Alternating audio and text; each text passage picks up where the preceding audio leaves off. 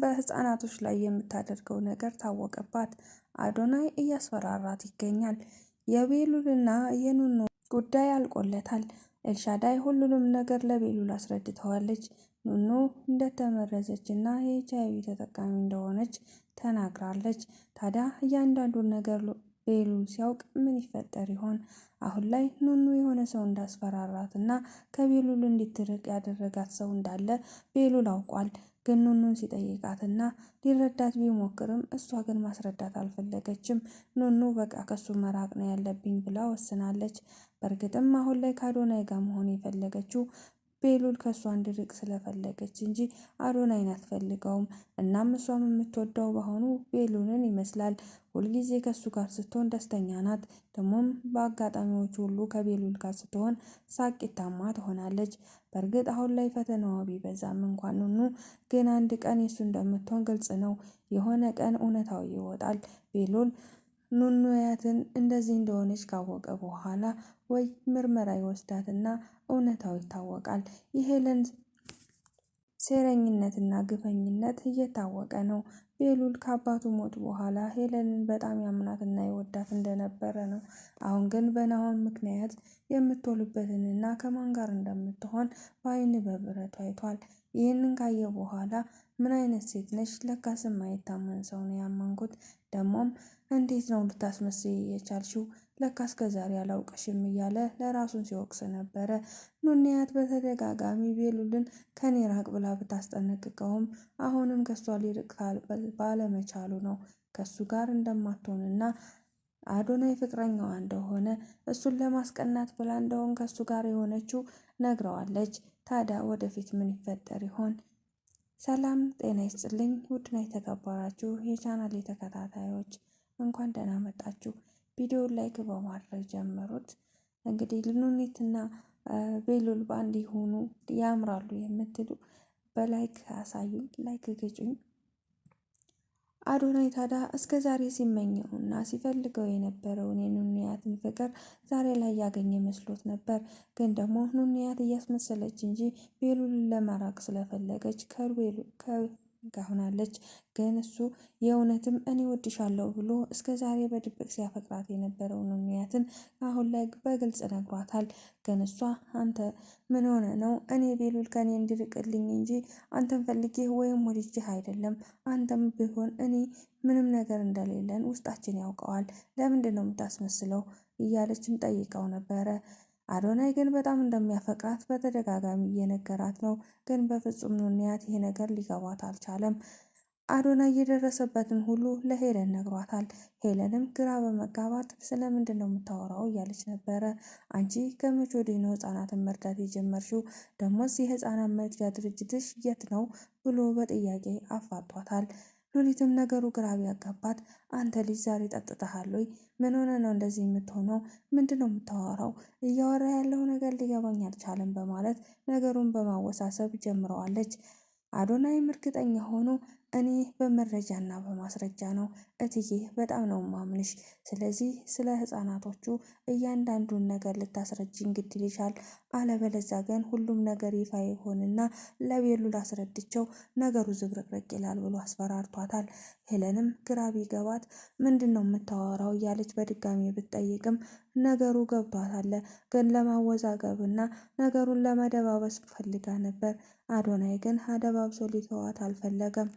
እናም ከቴዲ ጋር ሄዳ ገጠራማ ቦታ ላይ ከእያንዳንዱ ሰዎች ጋር አውርታ ነበር። ህፃናታችንን እንደምትረዳና እንዲሁም ደግሞ አንዳንድ ለህፃናት ላመጡ ሰዎች ድጋፍ እንደምትሰጥ ተናግራለች። ያንን ደግሞ መኮ ነበር ያወቀው። ለመኮ ሁሉንም ነገር ስላስረዳውና ሁሉም ነገር መኮ ስላወቀ ነገሩ ግራ ቢገባው ነበር ለአዶናይ የነገረው። አዶናይም በጊዜው ትንሽ ግራ ቢጋባም ግን እያንዳንዱ ነገር ማውጣትና መጣራት ስላለበት መኝታ ቤቷ ጋር የሆነ ሪከርድ የሚያደርግ ነገር ስላስቀመጠ አሁን ያወራችውን እያንዳንዱ የምታወራውን በሪከርዱ ሰምቷል። እና ይቺ ሴትዮ አስመሳይና የሆነ ተንኮል እየሰራች እንደሆነ ገብቷቸዋል። በእርግጥ አሁን አዶናይ ብቻ ሳይሆን ቤሉልም ሄለንን መጠርጠር ጀምሯል። አዎ ይቺ ሴትዮ እስከዛሬ ሳላውቃት ነበረ፣ እናቴ ናት ብዬ አምናት ነበር። ለካስ እሷ ናሆም እንዳለው እያስመሰለች እና ለእኛ ለአባቴ ገንዘብ ብላ ነው እኛ ጋር ያለችው። አባቴ ከመሞቱ ከቀናት በኋላ እሷ ከሌላ ወንድ ጋር ውጭ መገናኘት ጀምራለች። ስለዚህ ይቺ ሴትዮ አስመሳይ ናት። እስከ ዛሬም ያመንኳት አጎቴን ባለመስማቴ ነው። አጎቴ እያንዳንዱ ነገር ትክክል ነው እና ከዚህ በኋላ ነገሩ ይጀመራል ብሎ በሄለን ላይ ያለውን እምነት አጥቷል። ከዚህ በኋላ ምን ይፈጠር ይሆን? ሄለንስ ማን ነው የሚያምናት? እያንዳንዱ ሰው እየነቃባት ነው ቀስ በቀስ። እስከ ዛሬ ስለ እሷ ማንነትና ምንነት መሲና መሲ ብቻ ነበረች የምታውቀው። ለሁለተኛ ጊዜ ደግሞ ኑንያ ታወቀች። ያቺ ሴት መጥፎ ሴት እንደሆነች እስከ ዛሬ እትዬ ጥሩ ሰው ናት ከማለት ውጭ ምንም አታውቅም ነበረ። አሁን ግን እዛ ቤት ጥሩ ሰው እንደሌለ እያወቁ ነው። እናም በባለፈው በተፈጠረው ነገር ሄለን በተናገረችው ነገር የኑንያት እናትን በጣም ተቀይሟታለች። አይን አለም ታዲያ ለዘመናት ጥሩ ሰው ናት እያለች ስትመሰክርላት ነበር። በእርግጥ ነገሩ ባይዋጥላትም አሁን ቢሆን ይቺ ሴትዮ እሷ ቤት እስካለን ድረስ ምንም ቢሆን ምንም ልታስቀይመንም ባታስቀይመንም ጥሩ ሰው ናት። እቤቷ እስካለን ድረስ ተከባብረንና አክብረን መኖር አለብን ብላ በዚህ ልጆቿን አሳምናቸዋለች። እሷም እኮ እኛ ሰፈር ያሉት ልጆች እየጠበቁሽ ነው። እናም ሴትዮዋ የት ገብታ ነው ለምን አጠራልንም እያሉ እኔም በጥያቄ እያፋጠጡኝ ነው። እትዬ የምትየው ነገር ካለ ለሰዎቹ መልስ መስጠት አለብሽ ብሏት ነበር። አዶናይም ታዲያ ይሄ ምንድን ነው? እኔ ያለ አንድ ነገር ያለ አንድ ምስክር አልመጣሁም። ስለዚህ ስለ ልጆቹ ያንዳንዷ ነገር አስረጅኝ በማለት ያፋጠጣታል። ሄለንም ነገሩ ግራ ቢገባትና እንዴት እንደተደረሰበት ባታውቅም አዶናይን ምን ብላ ማሳመን እንዳለባት ግራ ገብቷታል። አዶናይ አታየኝም እንዴ? እኔ እኮ ሀዘን ላይ ነኝ። ድሮ ጓደኛዬ ህፃናት መርጃ ድርጅት ነበራት። እናም ከመሞቷ በፊት እኔ እንዳገዛትና ከእሷ ጋር እንዲሰራ ትረዳኝ ነበር። እናም በሰዓቱ በድንገት ህይወቷ ስላለፈ ያን ነገር እኔ ማስቀጠል እንዳለብኝ አስረድታኝ ነበር እና ያንን አይቶ ነው። ስለዚህ አሁንም ስራውን እንቀጥላለን፣ ሌላውን ደግሞ ሌላ ጊዜ አስረዳሃለሁ። አሁን ሀዘን ላይ ነኝ አታየኝም ወይ ብላ ለመሸወድ ሞክራለች። አዶናይም አይ እትዬ ይሄ ነገር እንዲህ በቀላሉ ምተውሽ ነገር አይደለም። ስለዚህ እያንዳንዷ ነገር ማወቅ ፈልጋለሁ። ለዛሬው እሺ ይበቃል፣ ግን ሌላ ጊዜ ይሄን ነገር በደንብ ማብራራት እንድታብራሪልኝ እፈልጋለሁ ብሏታል። ናሆምም ስልክ እየደወለ ያለበለዛ የንብረቱ ተካፋይ አድርጊኝ፣ ካልሆነ ግን ቤቱን ለቀሽ ውጪ። ያ ቤት ያንቺ ሳይሆን የኔ የቤተሰቦች ቤት ነው። ያ ቤት እኔ ቦርቄ አድጌበታለሁ። ስለዚህ ላንቺ ሊገባሽ አይችልም። የኔና የኔ ብቻ ነው። የኔና የእህቴ ነበር፣ እህቴ ደግሞ የለችም። ስለዚህ የኔና የቤሉል ብቻ ነው ያ ቤት ሊሆን የሚችለው። አንቺ ጓዝሽን ሰብስበሽ ከነኮተትሽ ውልቅ ማለት አለብሽ፣ አለበለዛ ጉዲሽን ነው የምዘረግፈው እያለ ያስፈራራታል። ሄለንም የፈለገውን ማምጣት ትችላለህ፣ እኔ የዚህ ቤት ወራሽና የኔ ንብረት ነው። አንድም ነገር ውርስ አታገኝም። አርፈ ተቀመጥ። አጉል በምኞትና ራስህን አትሸውድ። የራስ ጉዳይ ከዚህ በኋላ እኔ ምንም ልልህ አልችልም። ይሄ ነገር ግን የኔና የኔ ነው ብላ እንድታምን አድርጓታል። ግን ቤሉልም ሆነ አሁን እሷ ለሀብትና ለንብረት እንደሆነ እዛ ቤት ያለችው በደንብ ተረድቷል። በአይኑ ያየውን ነገር ማመን አቅቶታል። እና ናሆምም ከዛ ቤት ካልወጣሽ በቅርቡ ውርደትሽን ትሸከናነቢያለሽ እያለ ያስፈራራታል። ቴዲም የእሷ ቀኝ እጅ የነበረው ነበር።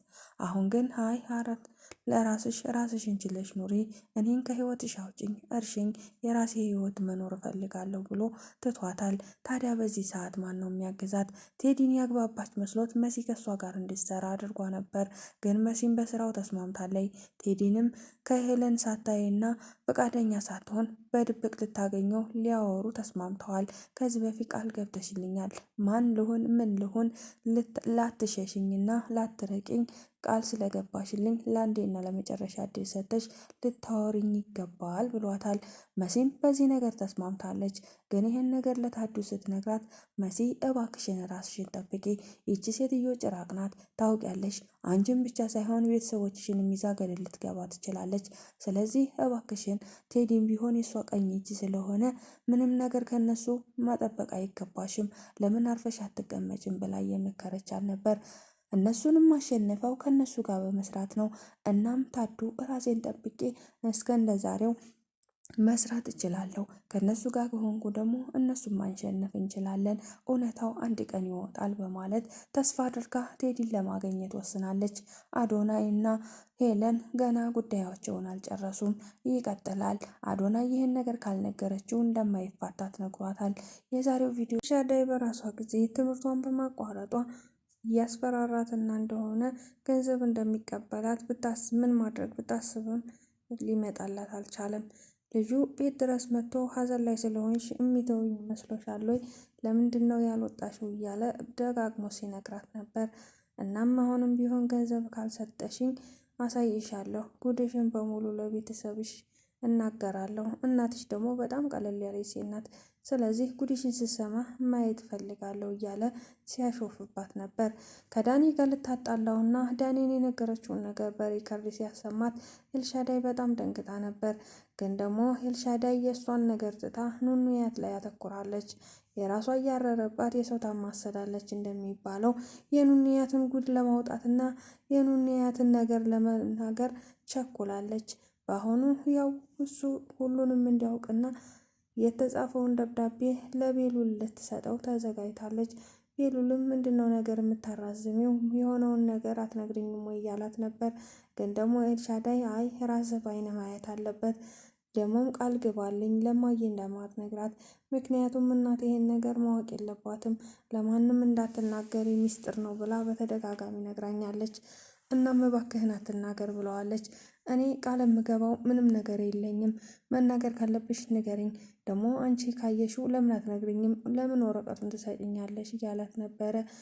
ኤልሻዳይም በዓይኑ አይቶ ማመን እንዳለበት ስላወቀች እና ሁሉንም ነገር መረዳት እንዳለበት ስለፈለገች እሱ ሰጥተዋለች። ወደፊት የስለ ኑኑያት ሲያውቅ ምን ይፈጠር ይሆን? ሄለን አሁን ነገሮች በሙሉ ግራ ገብተዋታል። ናሆም እየደወለ ከቤት ካለቀቅሽ ወይም ደግሞ የድርጅቱን ድርሻዬን ካልሰጠሽኝ ስለ አንቺ ሁሉንም ነገር ስለማውቅ እያንዳንዱ ነገር አወጣዋለሁ እያለ ያስፈራራታል። በእርግጥ ናሆምን የሆነ ወጥመድ ውስጥ ማስገባት ትፈልጋለች። ቴዲ ስላላገዛትና ቴዲም በናሆም ላይ ያሰበው ነገር አንድ ነገር አለ፣ ግን ደግሞ ሄለን እያገዛት አይደለም በአሁኑ። እናም ናሆም ምን እያሰበ ይሆን? ደሞስ ምን ብሎ ይሆን? አሁን ላይ ቴዲ እና ናሆም ውስጡን ያውቃሉ። ስለ ቴዲ እያንዳንዱ ነገር ናሆም ያውቃል። ቴዲም ስለ ናሆም የሆነ የሚያውቀው ነገር አለ። እናም ወጥመዴ ውስጥ ገባህ እያለ ለራሱ ሲያወራ ነበረ። አዶናይ በሆኑ በሄለን ላይ ያደረገው ነገር ጥሩ ይመስላል። ቢያንስ ብዙ ልጆችንና ሕፃናቶችን መታደግ ይችላል። ሁሉንም ነገር እውነታ አውጥቶ ከዛ በኋላ እንግዲህ ምን ይፈጠር ይሆን? ሄለን በአሁኑ በጣም ከባድ ችግር ውስጥ እየገባች ይመስላል። ገነት ወይም ደግሞ የኑንያት እናት በአሁኑ የቤሉል ቤት ሊከራይላት እንደሆነ ለሄለን ነግራታለች። በእርግጥ የኑንያት እናት በጣም ደስተኛ ብትሆንም ለሄለን ምንም ነገር አለመንገር ስላልቻለች ስትነግራት ትንሽ የተወዛገበ ነገር አለው። ሄለን ቤት እንዲከራይላቸውም ሆነ እንዲገዛላቸው አልፈለገችም። እንዴት እኔን ትተሽ ትሄጃለሽ? በበቀደም ስላስቀየምኩሽ ነው ወይ ብላ ልታስራት ሞክራለች። በእርግጥ አይናለምም አሁን ላይ ትንሽ ስለከበዳት እና ቤት ውስጥ በተፈጠረው ነገር ስለደበራት ምንም ነገር ማድረግ አልችልም ብላ ነበር። ግን ደግሞ ሄለንም መቀየም የለብኝም የክፉ ቀኔ ናት፣ ደግሞም እሷ ቤት ነው ያለ ነው እያለችም ትንሽ ውለታ ስላሰራት አሁንም ቢሆን ሄለን የምትላትን ነገር ለመስማት ዝግጁ ናት። ሄለን ለራሷ ጥቅም ስትል ነው አይናለምን እዛ ቤት እንድትቆይ የምታደርጋት። ምክንያቱም መሲ የምታውቀውን ጉድ ከዘረገፈችው የሆነ ቦታ ላይ ችግር እንደሚፈጠር ስለምታውቅ ነው። የዛሬው ቪዲዮ በዚህ ነው ያለቀ። በቀጣይ ቪዲዮ እስከምንመለስ ቸር ሰንብቱ። ስለምትከታተሉኝ ከልብ አመሰግናለሁ። ቪዲዮ ላይክ ይደረግ።